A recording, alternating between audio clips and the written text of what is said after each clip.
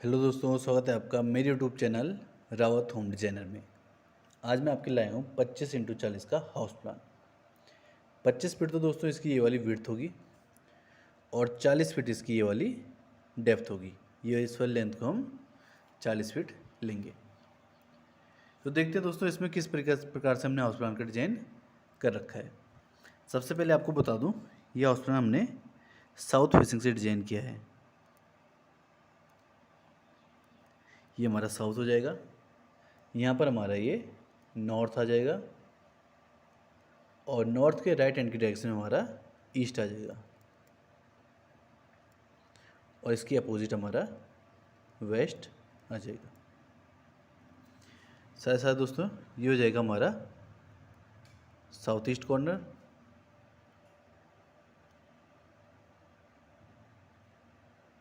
ये हो जाएगा हमारा नॉर्थ ईस्ट का कॉर्नर और ये हो जाएगा हमारा नॉर्थ वेस्ट का कॉर्नर और ये हो जाएगा हमारा साउथ वेस्ट का कॉर्नर। देखते हैं किस तरीके से हमने हाउस प्लान को डिजाइन किया है। सबसे पहले दोस्तों फ्रंट साइड हमारा ये होगा, इसलिए यहीं पर हम अपनी मेन रोड को भी दर्शाएंगे। ये हमारे यहाँ पर मेन रोड होगी। घर को दोस्तों हमेशा रोड के लेवल से ऊपर ही बनाना चाहिए, जिससे कि बाढ़ बरसात में घर में पानी भरने की समस्या पैदा ना हो पाए। और फिर पार्किंग और रोड के लेवल को मिलाने के लिए हम यहाँ पर एक रैंप देंगे। इस तरीके से हमारे यहाँ पर रैंप आएगा।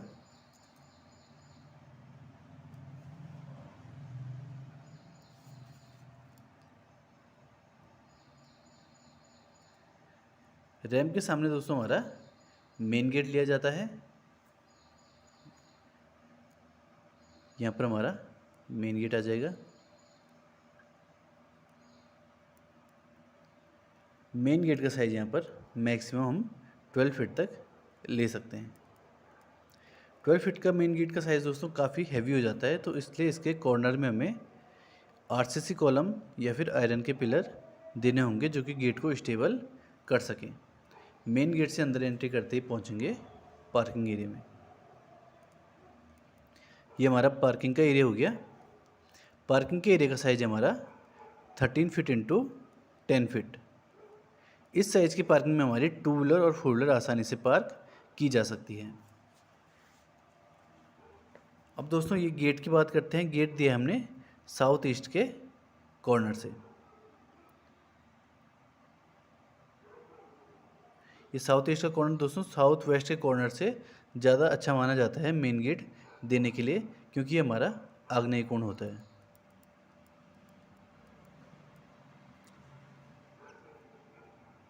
और साउथ वेस्ट का कॉर्नर हमारा नैऋत्य कोण होता है। इसे नैतृण्य कोण भी कहा जा सकता है। और जो हमारा नॉर्थ वेस्ट का कॉर्नर होता है, ये होता है हमारा वायव्य कोण। दोस्तों सभी कोणों का मैं आपको वो बताऊंगा कि किस कोण का यूज़ किस तरीके से किया जाता है। और नॉर्थ ईस्ट का कॉर्नर होता है हमारा ईशान कोण। इस तरीके से दोस्तों सारे के सारे कोण हमारे लिए जाते हैं। तो नैऋत्य कोण की बजाय आग्नेय कोण को गेट के लिए ज़्यादा अच्छा माना गया है, अगर हमारा प्लॉट साउथ फेसिंग से रहता है।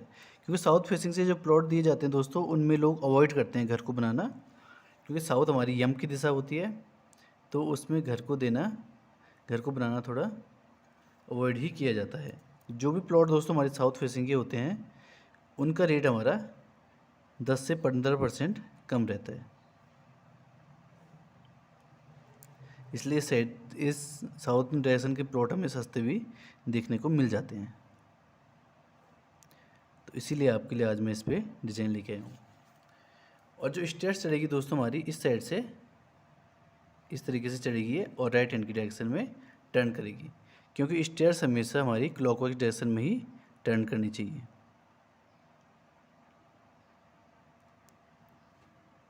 यह है दोस्तों हमारी अप साइड डायरेक्शन। स्टेयर्स के नीचे दोस्तों हमें कुछ भी नहीं देना है, ना ही टॉयलेट देना है, और अगर ज़्यादा ही ज़रूरत पड़ेगी तो स्टोर रूम दे सकते हैं, क्योंकि स्टेयर्स में हमारी नेगेटिव एनर्जी रहती है। और अगर हम स्टेयर्स के नीचे टॉयलेट भी देते हैं तो उसमें नेगेटिव एनर्जी का बढ़ोतरी होती है। और स्टेयर्स आई हमारी साउथ वेस्ट के कॉर्नर से, जो कि हमारा नैतृत्य कोण है। ये दोस्तों ये कोण हमारा मेन बेडरूम के लिए भी जाना जाता है। इसमें हमारे घर के मुखिया का बेडरूम भी बनाया जा सकता है, वो भी इसके लिए बहुत ही शुभ रहता है। अब दोस्तों इसकी बात कर लेते हैं। अगर हमने पार्किंग से ही अपने फर्स्ट फ्लोर के लिए स्टेयर्स दे रखी है, तो इसमें फ़ायदा एक और होता है हमारा कि एक तो हमारा ग्राउंड फ्लोर और फर्स्ट फ्लोर दोनों ही अलग अलग सेपरेट हो जाते हैं, जिससे कि हम दोनों ही फ्लोर का यूज़ अच्छे से कर सकते हैं। इसमें अलग अलग फैमिली भी रह सकती है और इसका यूज़ हम रेंटल पर्पज़ से भी कर सकते हैं। टेक्निकली देखा जाए तो इस तरीके से इसका फ़ायदा भी होता है। ये दोस्तों हमारी मेन वॉल होंगी, जिसकी थिकनेस 9 इंच और आफ्टर प्लास्टर ये हमारी 10 इंच हो जाएंगी। ये वाली वॉल भी हमारी मेन वॉल ही रहेगी।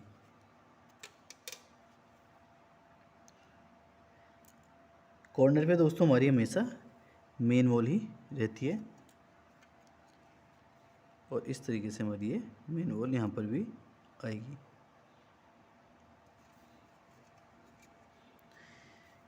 इस रूम की पूरी वॉल को हम मेन वॉल की तरह ही कंसीडर कर लेंगे।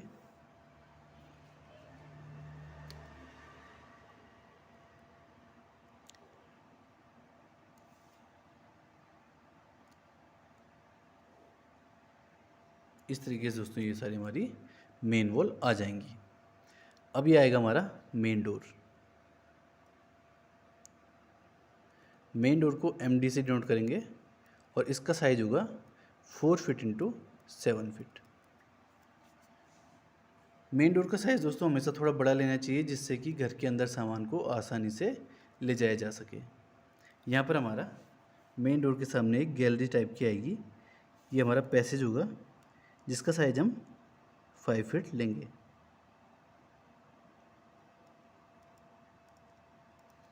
यहाँ से हम आसानी से सामान को अंदर ले जा सकते हैं। यहाँ से अंदर एंट्री करेंगे तो ये हमारा लिविंग हॉल और डाइनिंग एरिया आ जाएगा, जो कि हमने कंबाइंड बना रखा है। इसका एरिया हमारा 13 फीट इंटू 19 फीट 5 इंचज़। यहाँ पर दोस्तों हमारा डाइनिंग का एरिया आएगा, जहाँ पर हम 6 सीट के अपने डाइनिंग टेबल का यूज़ करेंगे और बैक साइड में हम अपने सोफ़ा और टेबल वगैरह लगा सकते हैं, जिससे हम इसका यूज़ सिटिंग एरिया की तरह कर सकें। ये दोस्तों हमारा यहाँ पर सेमी ओपन किचन आ जाएगा, जिसमें हमने पार्टीशन वॉल ही दे रखी है। किचन की एंट्री दोस्तों 3 टाइप की होती है, या तो हम इसे कंप्लीट ओपन दे सकते हैं, या तो इसे क्लोज करके डोर दे सकते हैं, या तो इस तरीके की सेमी ओपन किचन दी जा सकती है। किचन के साइज़ की बात करें तो यह 7 फीट इंटू 8 फीट। इसमें विंडो हम W1 का यूज़ करेंगे, जो कि होती है हमारी 5 फीट इंटू 4 फीट। हमेशा दोस्तों ध्यान देना चाहिए कि किचन से ही हमें मैक्सिमम वेंटिलेशन और सबसे अच्छा वेंटिलेशन देना चाहिए, क्योंकि यहीं पर गैस लीकेज और खाना बनने के टाइम पे जो खाने की स्मेल आती है वो यहीं से ही सारी की सारी फैलती है। इसलिए अच्छा वेंटिलेशन होने से ये सारी की सारी गैसें हम बाहर निकाल सकते हैं। किचन दोस्तों आया है हमारा ये साउथ ईस्ट के कॉर्नर में, जहाँ पर कि ये ईस्ट की तरफ ज़्यादा टिल्ट है और साउथ की तरफ थोड़ा कम टिल्ट है। वैसे दोस्तों किचन के लिए जो सबसे बेस्ट दिशा मानी जाती है वो ये होती है साउथ ईस्ट का कॉर्नर, लेकिन अगर ये साउथ ईस्ट से थोड़ा पीछे भी जाता है, साउथ ईस्ट में भी जाता है, तो यहाँ पर भी इसको किचन को लिया जा सकता है। आग्नेय कोण में दोस्तों कभी भी जल तत्व की चीज़ें नहीं रखनी चाहिए, जैसे कि टॉयलेट हो गया या स्नानागार हो गया या फिर मोटर वगैरह हो गई, तो वो अवॉइड करनी चाहिए। यहाँ पर मोटर ली जा सकती है, लेकिन जो हम पहले से पानी का पाइप खोद के रखते हैं, पानी के लिए टंकी खोद के रखते हैं, वो नहीं ले सकते हैं। यहाँ पर हम लगा सकते हैं, अपनी मोटर का यूज़ कर सकते हैं। इसके अलावा इन्वर्टर लगा सकते हैं या किचन बना सकते हैं। इसमें अग्नि तत्व की चीज़ें ही दी जा सकेंगी। यहाँ से दोस्तों हमारा डाइनिंग एरिया जाता है। डाइनिंग एरिया में हम 8 सीट का डाइनिंग टेबल, 6 सीट का डाइनिंग टेबल यूज़ कर सकते हैं। साथ ही साथ यहाँ पर हमारा लिविंग हॉल आ गया, जो कि नॉर्थ ईस्ट के कॉर्नर में आ रहा है, जो कि हमारा ईशान कोण होता है। ये दोस्तों हमारा कंप्लीट नॉर्थ और नॉर्थ ईस्ट दोनों में ही आ रहा है। तो कंप्लीट नॉर्थ दोस्तों हमारी कुबेर की दिशा मानी गई है, जहाँ पर हमारा धन को संरक्षित किया जा सकता है और धन बढ़ोतरी भी अच्छी तरीके से होती है। और साथ ही साथ दोस्तों जो ईशान कोण होता है हमारा, वो हमारा शिव भगवान का क्षेत्र और साथ ही साथ बृहस्पति भगवान का क्षेत्र माना जाता है। यहाँ पर अगर हम कोई चीज़ बनाते हैं, बच्चों के लिए टेबल टूबल रखते हैं, तो यहाँ पर बच्चों के ज्ञान में बढ़ोतरी होती है। अब आते हैं अपने फर्स्ट बेडरूम पे। ये दोस्तों हमारा फर्स्ट बेडरूम है। डोर हम इसमें D1 यूज़ करेंगे, जिसका साइज होगा 3 फीट इंटू 7 फीट। और ये हमारा बेडरूम हो गया। इसका साइज है हमारा 10 फीट इंटू 12 फीट। इस साइज़ के बेडरूम में डबल बेड, 2 चेयर आसानी से लगाई जा सकती है, साथ ही साथ एक अलमीरा भी लगाई जा सकती है।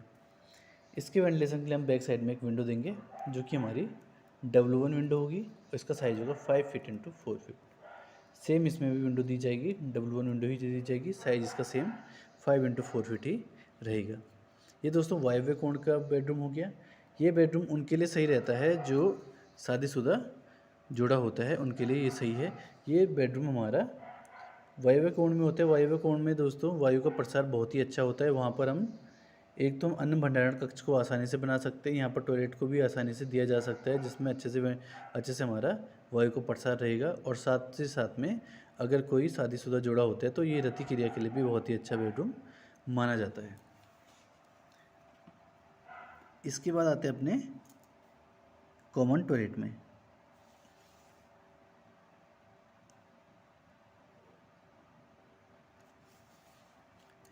इसका डोर दोस्तों इस तरीके से यहाँ पर दिया जाएगा, जो कि हमारा D2 डोर होगा। D2 डोर का size 2 feet 6 inch into 7 feet लिया जाएगा। और इस टॉयलेट का साइज होगा 6 फीट इंटू 7 फीट। यहाँ पर दोस्तों एक हॉलो कॉलम का यूज़ किया जाएगा, जिससे कि इसका वेंटिलेशन किया जा सके। तो दोस्तों ये टॉयलेट आ रहा है हमारा कंप्लीट वेस्ट की फेसिंग में। यहाँ पर टॉयलेट को दिया जा सकता है। और अब आते हैं अपने बेडरूम में, सेकंड बेडरूम में। ये हमारा सेकंड बेडरूम, इसमें भी D1 डोर का यूज़ किया गया है। और इस बेडरूम का साइज़ होगा हमारा 10 फीट इंटू 12 फीट।